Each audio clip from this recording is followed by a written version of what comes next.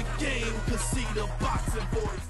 Welcome back, gang, for the first time and hopefully many more to come.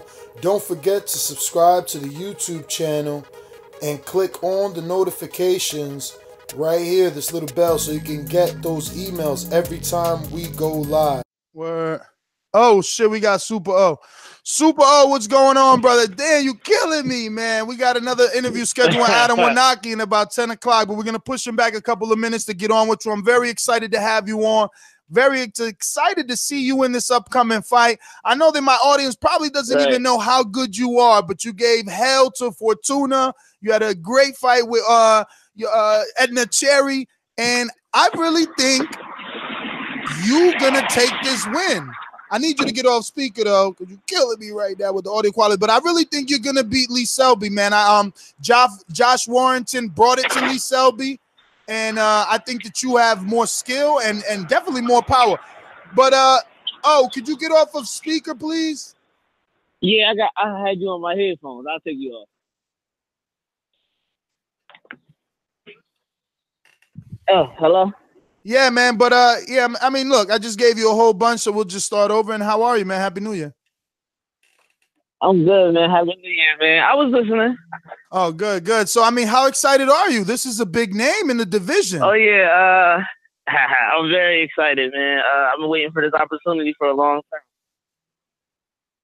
I always, and then I love UK boxing. Like, their whole boxing scene, I believe that they look at their fighters like rock stars. So it's a great opportunity for me to showcase what I have.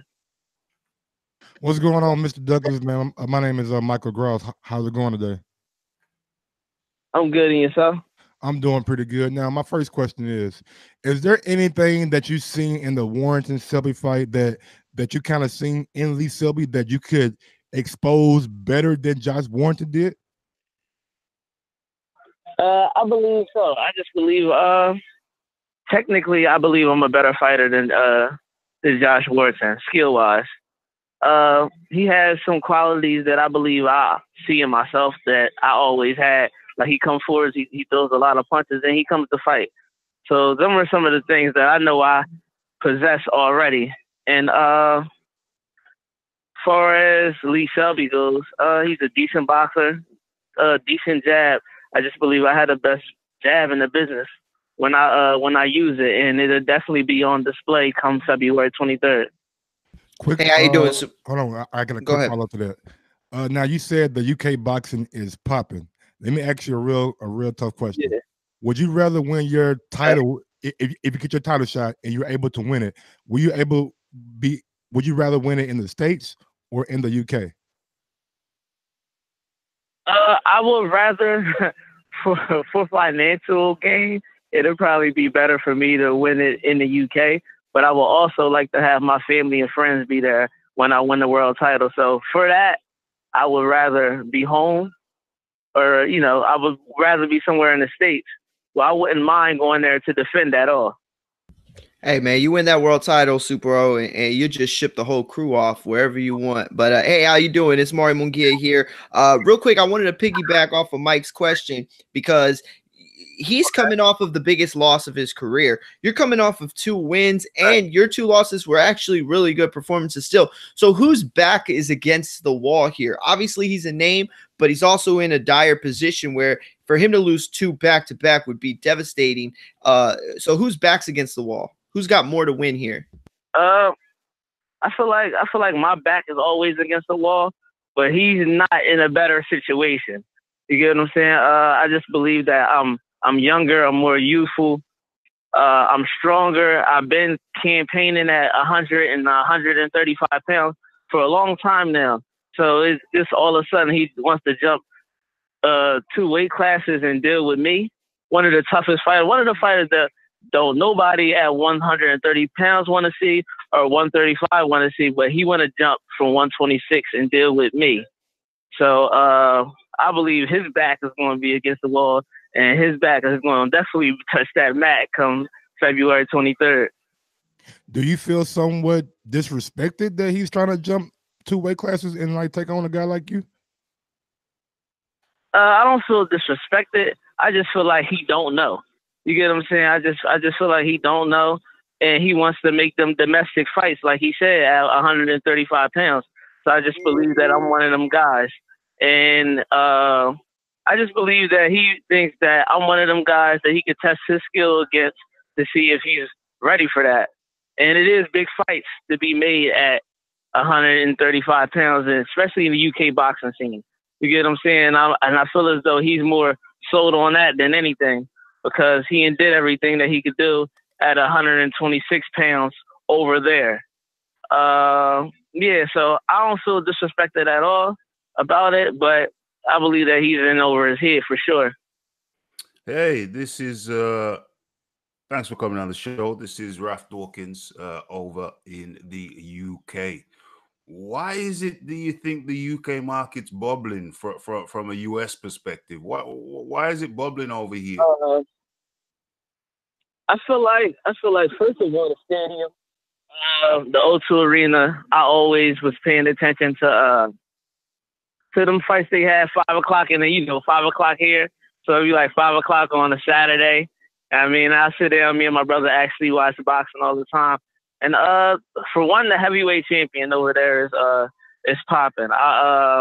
Joshua is big over there, huge over there. Getting to sit and just relax and watch boxing on a Saturday evening per se, rather than a Saturday night, is something I always look forward to. Yeah, I just believe that the stadiums, for one, like boxing in the same place they have soccer games and the Wimbledon. So I believe that it's just a big deal. And as far as like the coverage on Instagram and Facebook and all the social media, I just believe that UK boxing is a big deal. Let me get my last question in before Ness takes over. How did you get the name, for people who don't know, Super O? I got the name Super O from sparring guys. I was fighting I fight 130 pounds. So boxing guys that are fighting 147, 154, and sparring them guys and actually hurting them guys and being able to deal with them guys. So that's how I developed the name Super O. And I got that from sparring in gyms in Philly against some of the best 140, 154 pounders. Now, Super O, let me ask you a question outside of your fight, but within the division. You have Mikey Garcia jumping up, just like you said, your opponent jumping up. But what odds do you give Mikey Garcia against Spence? I think because of his boxing intelligence, he has a good chance. I wouldn't say great, but he has a good chance just because of what he brings to the ring. You get what I'm saying? Just the fact that in his head he's never been defeated. I mean, he on record he's never been defeated. So I believe that you come in with some type of different type of confidence in that situation. You get what I'm saying? I also think because he has done it before. This is a guy that's fought 126 pounds, moves all the way up to 140, and now wants to campaign at 147. You get what I'm saying? So he has done it before. So he's thinking, why not now? Oh, let me get to some questions from the people. It's our Patreon family. We got one from Jay Hardcore in Washington, D.C., our mastermind. He says, after 2 losses from Fortuna and Edna Cherry, what did you change to put yourself on this 2-win streak? And what will you expect to see out of what will we expect to see out of you against Lee Selby? We gonna call that loss against Edna Cherry an actual loss. But I just believe I got better as a fighter, especially confidence-wise, dealing with a guy that used to be world champion and having my way with him, and then having my way with Edna Cherry as well. You get what I'm saying? I believe that's a fight that I definitely won. And, the cards were stacked against me that night, and I just didn't come up on top. But I just believe I learned so much in them fights, just about myself. So just going back in camp and just, giving it my all, and just focusing. So it's pretty much something that I learned within myself more than technical anything, and more than more than skills and more than technical stuff. Because everybody had them guys beaten, even though they won. I don't believe Edna Cherry won that fight, and Fortuna fight was very close. It could have won either way, and he definitely didn't expect that type of fight from a kid like me. And NO in the New Orleans says, will you be going for the knockout in the Lee Selby fight?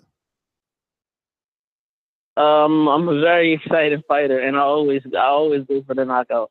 I feel like once it presents it, I'm gonna take my time, and if it presents itself, I'm definitely going in there for them. I'm definitely going to get the knockout. So I'm gonna say I'm not going for it, but if it comes, then it comes. Any pressure because it's going to be over there in the UK? It's the first ITV without Heyman, or is this just another fight? No real pressure for me. Yeah, no real pressure for me. I always feel it's regular pressure. You get what I'm saying? Sure. The difference is that I'm going over there. Other than that, it really doesn't bother me. I never really had like a home feel anyway for when I fight. You get what I'm saying? I travel most of the time, and like Delaware boxing isn't a huge thing, so I always had to go up the street or wherever to fight. So the UK doesn't really make a big deal for me. How soon are you trying to get there to get acclimated to the time zone? Probably a week and a half before. I actually have some family that has that's there, and I'm familiar with the time zones. So I'll be able to, change my workouts a little bit, the time I train to like balance it or whatever, so that once I get over there, it won't really make a big difference. And the last one from Matt Bent says, first, you got 2 controversial, disputable losses. How has that affected you mentally? How do you build and maintain your self-confidence and hunger? From the 2 losses, the hunger is still there. It stuck some different type of fire underneath me. And I just feel like through them 2 losses, it was just kind of like, especially the loss against Edna Cherry, it was something that I had to deal with mentally. It was hard at first because I see people all the time. They're like, yo, kid, you won that fight. And I'd be like, well, the judges ain't see it that way. That's how I feel on the inside. So, yeah, that one was a hard one to get over. But, man, listen, yeah, I've been through many hard things in life. You get what I'm saying? And they are just happen to be, well, they just happen to be one of them. Like that situation, like, all types of things happen in life. So, I can't let that situation stop me at all. It just lit a different type of fire underneath me. Mr. Cherry, I got one last thing for you. Looking at your division, all right, what champion would you rather go after? Is it the Josh Warrington and our Patreon member, Rhythm and Violence, always tells me to ask, is it about the legacy or is it about getting money and making sure your family is set up financially down the road? Yeah, I feel like at this point it's really up to me to I really feel like it's up to me as far as like financially goes, as far as the financial situation goes. And I believe as long as I'm the best fighter that I can be, through my career, I will make a decent amount of money, enough to take care of my family. Now, through the legacy thing, I believe the legacy and the money comes hand in hand. You get what I'm saying? At a certain point, I believe that chasing, once I get a few belts, I believe that chasing the belts and all that, like, move up and down like these guys do, because it's a legacy thing.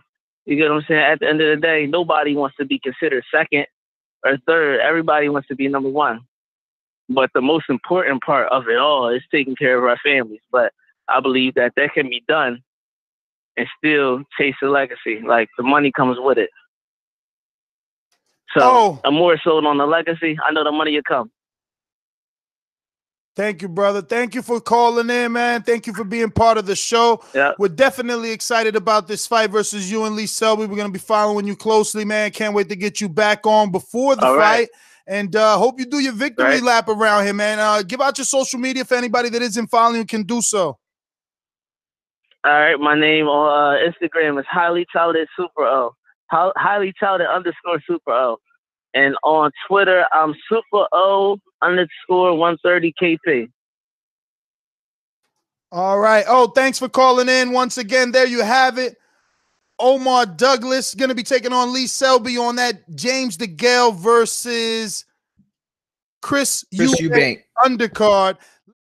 What is up, TBV family? Yes, YouTube has been cutting funding to their channels as of late, and with net neutrality going through its process, the internet is changing. If you want to keep your favorite channel intact, coming up with tons of content, and plus get hours and hours of extra content, head over to patreon.com/ThaBoxingVoice to become a member of the TBV family and help support the channel. Peace.